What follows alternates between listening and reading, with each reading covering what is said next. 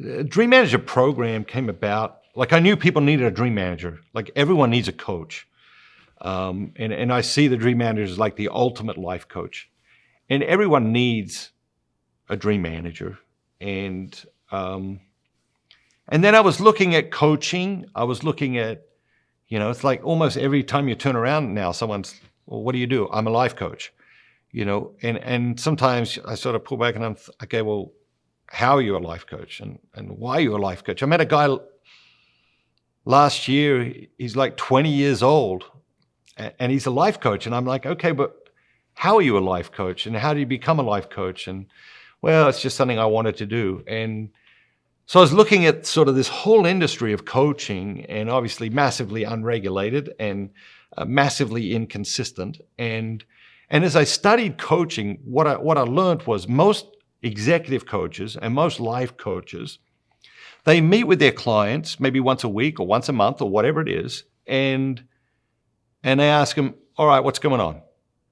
And then they talk about like whatever's going on in that person's life. So if it's life coaching, the person maybe says, well, I'm fighting with my wife, or I just found out I've got cancer, or I'm unhappy in my job. Or if it's executive coaching, the CEO or the leader or the entrepreneur might say, well, I got this problem with this team. They're not really gelling, or, we've got this production problem or this supply chain problem or marketing problem. And the coach coaches around whatever the client gives them, whether that's personal or professional. And that's good. And that's important. But it is not enough.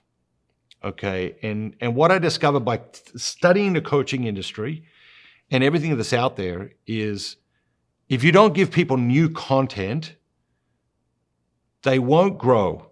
And they certainly won't grow at the pace that they desire to grow and that they need to grow.